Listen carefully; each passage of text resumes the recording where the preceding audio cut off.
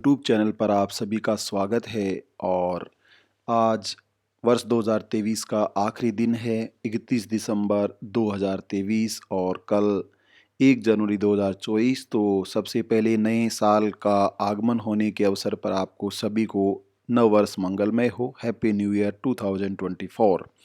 और इसी क्रम में हम जो जागरूकता का हमारा उद्देश्य है और जो हम मेरे केसी सामोता यूट्यूब चैनल का राजनीति विज्ञान के माध्यम से राजनीतिक चेतना जो है या पॉलिटिकल साइंस को किस तरह से पढ़ा जाए उसके कुछ छोटे छोटे पहलुओं के बारे में हम बातचीत करते हैं। और आज हम इस व्याख्यान में लेकर आए हैं मंडल कमीशन राष्ट्र निर्माण की सबसे बड़ी पहल, भूमिका और अनुवाद सत्येंद्र पीएस के द्वारा, प्रस्तावना जस्टिस पीबी सावंत के द्वारा, ओबीसी अन्य पिछड़ा वर्ग के पिछड़ेपन की समस्या एवं समाधान एक प्रतिवेदन। इस श्रृंखला में हम जानेंगे विभिन्न राज्यों में ओबीसी के लिए किए गए कार्य और अन्य पिछड़े वर्ग की स्थिति क्या है।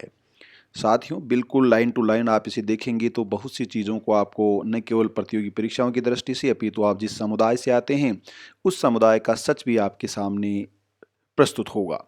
करीब 100 वर्षों से प्रांतीय सरकारें भारत में दबे, कुचले या वंचित समाज के लिए कल्याणकारी कार्यक्रम चला रही हैं।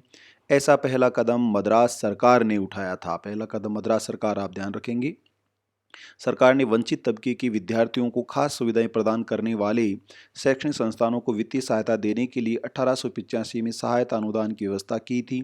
इसके बाद 1921 में मद्रास सरकार की राज्य विधान परिषद ने एक प्रस्ताव पारित किया जिसमें सरकारी सेवाओं में गैर ब्राह्मण प्रत्याशियों को ज़्यादा प्रतिनिधित्व देने के लिए कदम उठाए गए। 1927 में इस योजना की समीक्षा की गई, आरक्षण का दायरा आगे और बढ़ा दिया गया। इसके लिए राज्य के सभी समुदायों की 5 बड़ी श्रेणियों में विभाजित किया गया और प्रत्येक श्रेणी के लिए अलग कोटा तय किया गया। पीड़ित समुदायों के प्रतिनिधियों की मुलाकात और उनसे मिली जानकारी के आधार पर 1918 में मैसूर के महाराजा ने सर एल.सी. मिल्लर की अध्यक्षता में एल.सी. मिल्लर समिति का गठन किया। मिल्लर उस समय मैसूर के मुख्य न्यायाधीश थे। समिति को गैर ब्राह्मणों को पर्याप्त प्रतिनिधित्व दिए जाने के लिए सुझाव देना था। मिलर समिति की रिपोर्ट के आधार पर मैसूर सरकार ने 1921 में पिछड़े समुदाय के लिए शिक्षा व राज्य सरकार की भर्तियों में विशेष सुविधाएं दी। 1928 में बॉम्बे सरकार ने मिस्टर ओच.बी. स्टार्टे की अध्यक्षता में समिति का गठन किया जिसका मकसद पिछड़े वर्ग को चिन्हित करना और उनके विकास के लिए विशेष प्रावधानों का सुझाव देना था। समिति ने अपनी रिपोर्ट 1930 में सौंपी। समिति ने पिछड़े वर्ग को 3 श्रेणियों में विभाजित किया: दलित वर्ग, आदिवासी वर्ग व पहाड़ी जनजाति और अन्य पिछड़ा वर्ग। इस समिति ने सरकारी भर्तियों व शिक्षा में उपरोक्त 3 श्रेणियों में आने वाले लोगों के लिए विशेष प्रावधान किए जाने की सिफारिश की। सबसे पहले मांटेग्यू चेम्सफोर्ड सुधार अधिनियम 1919 में पहली बार अखिल भारतीय स्तर पर वंचित तबके के कल्याण के लिए व्यवस्थित कोशिश की गई। पहला अधिनियम था भारत शासन अधिनियम 1919। उस समय सार्वजनिक निकायों में इन वर्गों को अलग प्रतिनिधित्व का प्रावधान किया गया। आधिकारिक बोलचाल के सर्वग्राही शब्द वंचित वर्ग यानी कि डिप्रेस क्लास की जगह उस समय अनुसूचित जाति, अनुसूचित जनजाति और अन्य पिछड़ा वर्ग, इन शब्दों को शामिल किया गया। तो पहली बार ये शब्द कैसे अस्तित्व में आए और कास्ट को लिस्टेड करने की वजह से ये शेड्यूल कास्ट, शेड्यूल ट्राइब्स और बैकवर्ड क्लास के रूप में शामिल हुई। 1931 की जनगणना में डिप्रेस्ड क्लास को बदलकर एक्सटीरियर कास्ट यानी बाहरी जाति कर दिया गया जिसमें सिर्फ अछूत जातियां आती थी। आदिवासी व पहाड़ी जनजाति को आदिम जनजाति के तहत डाला गया। तो 2 कैटेगरियां 1931 के कास्ट सेंसस में डिजाइन की गई। वंचित वर्ग के साथ ही एक अन्य श्रेणी समाज के अति पिछड़े वर्ग की थी। इन्हें क्रिमिनल ट्राइब्स, अपराधी जनजाति कहा गया। इन्हें अपराधी जनजाति अधिनियम 1871 के तहत अधिसूचित किया गया, यानी कि वो जातियां जिनको लिस्ट में लिस्टेड किया गया या अधिसूचित किया गया उन्हें ही अनुसूचित जाति और अनुसूचित जनजाति पिछड़े वर्ग के नाम से जाना जाता है। भारत सरकार अधिनियम 1935 में वंचित वर्ग को अनुसूचित जाति में तब्दील कर दिया गया। 1936 में विभिन्न प्रांतों में अनुसूचित जाति की अलग सूचियां तैयार की गई। लिस्टेड की मैं बात कर रहा हूं, अलग अलग कास्ट लिस्टेड की गई, इसे हमें समझना है। आदिम जनजाति को पिछड़ी जनजाति में बदल दिया गया। इनकी सूची में संबंधित प्रांतों में अधिसूचित की गई जहां जनजातियों की उल्लेखनीय मौजूदगी थी, यानी कि उपस्थिति और जनसंख्या थी। भारत सरकार अधिनियम 1935 के तहत अनुसूचित जाति और अनुसूचित जनजातियों को लाए जाने लाभ का ये हुआ कि संघीय विधायिका और प्रांतीय विधानसभा में राजनीतिक प्रतिनिधित्व मिल गया। पहली बार अनुसूचित जाति जनजाति को पॉलिटिकल रिजर्वेशन कब मिला? भारत शासन अधिनियम 1935 के तहत ये आरक्षण इनको दिया गया। स्वतंत्रता के बाद ही केंद्र सरकार ने अन्य पिछड़े वर्ग ओबीसी को परिभाषित करने का काम शुरू किया, जिससे उनकी प्रगति के लिए विशेष प्रावधान किए जा सके, यानी मूल संविधान में ये शामिल नहीं था। संविधान के अनुच्छेद 15(4) और अनुच्छेद 16(4) में कहा गया कि सामाजिक एवं शैक्षणिक रूप से पिछड़े वर्गों या अनुसूचित जातियों व जनजातियों की प्रगति के लिए ऐसे प्रावधान किए जा सकते हैं। इन्हीं उद्देश्यों को लेकर काका कालेलकर आयोग का गठन किया गया। संविधान के अनुच्छेद 340 के मुताबिक 1953 में यह आयोग गठित किया गया।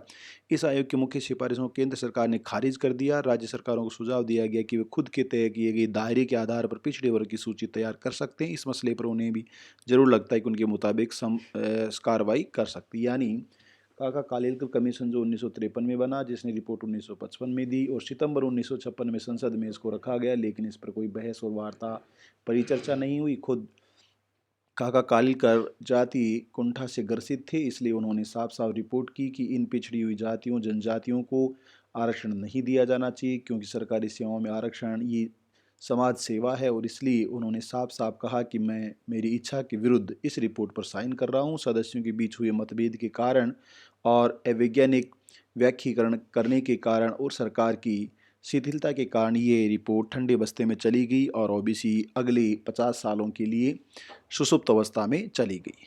इसी के साथ कई राज्य सरकारों ने खुद के आयोग और समितियां भी बनाई। लगभग 10 राज्यों ने 15 आयोगों का गठन किया। अगर राज्यों की हम बातचीत करें तो अलग अलग राज्यों ने कार्य किया। यहाँ सरकारी नौकरियों में वंचित तबके को उचित प्रतिनिधित्व देने के लिए पहली कोशिश 1929 जुलाई में हुई। उस समय भारत सरकार ने निर्देश पत्र जारी किया था, इन वर्गों के योग्य विद्यार्थियों की नियुक्ति के उचित अवसर इसलिए वंचित नहीं किया जाना चाहिए, खुली प्रतिस्पर्धा में सफल नहीं होते। बहरहाल उनकी ओर से रिक्तियों में किसी निश्चित प्रतिशत का उल्लेख नहीं किया गया। पहली बार 1943 में अनुसूचित जातियों के लिए 8.33% रिक्तियां आरक्षित, यानी सरकारी सेवाओं में आरक्षण की बात यहाँ से शुरू होती है। जून 1943 में आरक्षण बढ़ाकर 12.5% कर दिया गया। इस तरह से जनसंख्या के अनुपात में अनुसूचित जातियों को प्रतिनिधित्व देने की कवायद शुरू हुई। तो पहली बार आरक्षण जो सरकारी क्षेत्र के आधार पर दिया गया, राजनीतिक नहीं, वह सरकारी नियोजन का जो आरक्षण, नौकरियों का आरक्षण, उसकी हम बात कर रहे हैं, तो वह 1943 के वर्ष से शुरू हुआ। पिछड़ी जनजातियों के लिए किसी आरक्षण की व्यवस्था नहीं की गई थी, जबकि उनका शैक्षणिक स्तर इतना नीचे था कि वे सरकारी सेवाओं में किसी उचित संख्या में उत्तीर्ण होने में सक्षम नहीं थे। दिलचस्प है कि शिक्षा में वंचित तबकों के लिए प्रावधान बहुत बाद में किया गया। अनुसूचित जाति के लिए 1944 में शिक्षा मंत्रालय ने मैट्रिक के बाद छात्रवृत्ति आदि योजनाएं शुरू की। 1948 में इसका विस्तार अनुसूचित जनजाति तक कर दिया गया। कुछ राज्य जिन्होंने कार्रवाई की उनमें तमिलनाडु का नाम सबसे आगे आता है। आंध्र प्रदेश है दूसरा राज्य, यहाँ पर हम बिहार राज्य को ले सकते हैं। तीसरा गुजरात, बिहार जिसे राजनीतिक प्रयोगशाला भी कहा जाता है सामाजिक न्याय की। जम्मू कश्मीर, इसके अलावा कर्नाटक के अलावा यहाँ पर जो अन्य राज्य थे उनमें मुख्य स्थान महाराष्ट्र का भी रहा है, पंजाब का रहा है, उत्तर प्रदेश का है, राजस्थान इसमें शामिल नहीं है, तमिलनाडु। ओबीसी की विशेष सुविधाएं प्रदान करने के मामले में तमिलनाडु सबसे अग्रणी राज्य रहा है। पेरियार के जन्मस्थली और सामाजिक न्याय की जन्मस्थली से कहा जाता है। 1927 में मद्रास सरकार ने राज्य के सभी समुदायों को 5 श्रेणियों में प्रसिद्ध कम्युनल जीवो, ये नाम था जो दिया गया है। ओबीसी के लिए पहला जो मूवमेंट खड़ा हुआ है। सरकारी सेवाओं में प्रत्येक को भर्ती के लिए अलग अलग कोटा निर्धारित किया गया था। हालांकि साहू महाराज ने 1901 में दे दिया था, लेकिन वह शासन की तरफ से नहीं, राजा की तरफ से था। पिछड़े वर्ग के बढ़ते दबाव में 1947 में राज्य सरकार ने प्रतिनिधित्व की व्यवस्था में बदलाव किया। ये वो 6 श्रेणियाँ थी: गैर ब्राह्मण हिंदू, ब्राह्मण, अनुसूचित जाति, मुस्लिम, एंग्लो इंडियन, क्रिश्चियन और पिछड़े हिंदू। आरक्षण की उपरोक्त व्यवस्था पर उच्चतम न्यायालय ने रोक लगा दी। उसके बाद राज्य सरकार ने 1951 में फैसला किया कि अब आरक्षण सिर्फ अनुसूचित जाति व पिछड़े वर्ग को मिलेगा। संयोग से यह फैसला था जिसकी वजह से पहला संवैधानिक संशोधन अधिनियम 1951 पारित हुआ और भारतीय संविधान के अनुच्छेद 15 में 15(4) जोड़ा गया। आंध्र प्रदेश को अलग किए जाने के बाद से मद्रास सरकार ने 1964 में आदेश जारी किया। राज्य सरकार की नौकरियों में 16% आरक्षण अनुसूचित जाति जनजाति के लिए और 25% आरक्षण पिछड़े वर्ग के लिए होगा। मेडिकल कॉलेजों में आदि में आरक्षण के लिए भाषाई और जिला आधार पर की गई व्यवस्था 1960 में खत्म कर दिया गया। अनुसूचित जाति जनजाति के लिए 15%, पिछड़े वर्ग के लिए 25% आरक्षण आदेश जारी हुआ। तमिलनाडु सरकार ने सदानंद की अध्यक्षता में 1969 में पिछड़ा वर्ग आयोग का गठन किया। आयोग ने 1970 में अपनी रिपोर्ट प्रस्तुत की। इस रिपोर्ट के आधार पर तमिलनाडु सरकार ने आरक्षण को जारी रखा। राज्य सरकार ने 24 जनवरी 1980 को सरकारी नौकरियों, शैक्षणिक संस्थानों दोनों में ही ओबीसी के लिए आरक्षण कोटा 31% से बढ़ाकर 50% कर दिया। यह अनुसूचित जाति और जनजाति के लिए निर्धारित 18% कोटे के बाद था। सरकार के इस आदेश के खिलाफ तमिलनाडु उच्च न्यायालय में याचिका लंबित है।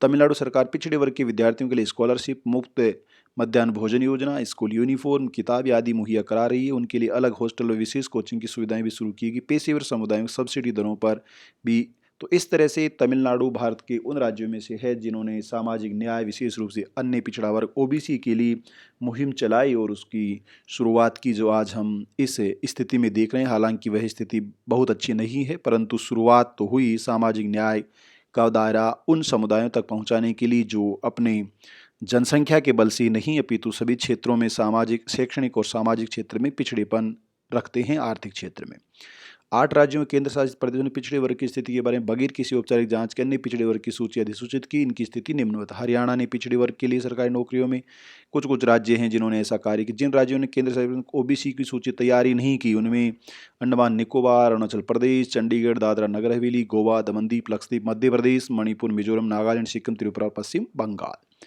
ये वो राज्य रहे हैं जिन राज्यों के द्वारा इस सामाजिक न्याय की लड़ाई में कोई कदम नहीं उठाया गया है। तो ये साथियों कुछ राज्यों में अन्य पिछड़े वर्ग की स्थिति के बारे में हमने बातचीत की है। और अगर हम इस पुस्तक के मंडल कमीशन की रिपोर्ट के बारे में पढ़ें तो जो पीछे के पृष्ठ पर उन्होंने लिखा है वह अपने आप में ही काबिल तारीफ है। जिसको बहुत संक्षिप्त शब्दों में हम देखें, भारतीय समाज और राजनीति को जिन घटनाओं ने सबसे ज़्यादा बदला है उनमें मंडल कमीशन की रिपोर्ट का स्थान बहुत ऊपर है। भारत में आज़ादी के बाद के इतिहास को मंडल कमीशन के पहले का भारत और मंडल कमीशन के बाद का भारत जैसे कालखंडों में विभाजित किया जा सकता है। ये आश्चर्यजनक है कि जिस रिपोर्ट का इतना असर है उसे बहुत कम लोगों ने पढ़ा है। ये रिपोर्ट सरकारी दफ्तरों में सिमट कर रह गई। इस रिपोर्ट का सरकार ने हिंदी में अनुवाद तो कराया, लेकिन इसकी भाषा इतनी सरकारी और कठिन है कि उसे पढ़ना और समझना मुश्किल है। ये किताब उस कमी को पूरा करने की कोशिश है। इस किताब को पढ़ने से ही पता चलेगा कि मंडल कमीशन की अब तक सिर्फ 2 सिफारिशें लागू हुई हैं, 38 सिफारिशें लागू नहीं हुई हैं। आपको पता होना चाहिए कि वे 38 सिफारिशें कौन सी हैं। ओबीसी को भी प्रमोशन में आरक्षण और निजी क्षेत्र में आरक्षण की सिफारिश मंडल कमीशन ने की थी, जिसे कभी लागू नहीं किया गया। मंडल कमीशन ने यह कहा था कि भारत में जातिवार जनगणना होनी चाहिए ताकि नीतियों को आंकड़ों और तथ्यों का आधार मिल सके, जो अभी भारतीय राजनीति वर्ष 2023 का सबसे ज्वलंत मुद्दा रहा है। और इसमें सबसे बड़ी समस्या 1931 की जनगणना से जिस अदर बैकवर्ड कम्युनिटी की संख्या, क्लास की संख्या 52% है, उसको वामन मेश्राम ने सबसे डरपोक और दब्बू कौम कहा है, कायर कौम कहा है। और शायद वह वामन मेश्राम कथन सत्य है। इसी वजह से 52% जनसंख्या 1931 में होने के बावजूद भी 27%, और वो भी 100 में से 6% जो सरकारी क्षेत्र है, उसमें निजी क्षेत्र जो कि 94% है, उसमें इस समुदाय को कोई हिस्सा नहीं मिल रहा है। तो यहाँ दिलीप मंडल के शब्दों में, देश के हर नागरिक के लिए एक बेहद ज़रूरी किताब जिसे मंडल कमीशन राष्ट्र निर्माण की सबसे बड़ी पहल के रूप में जाना जाता है। आप सभी को फिर से happy new year. Thank you so much.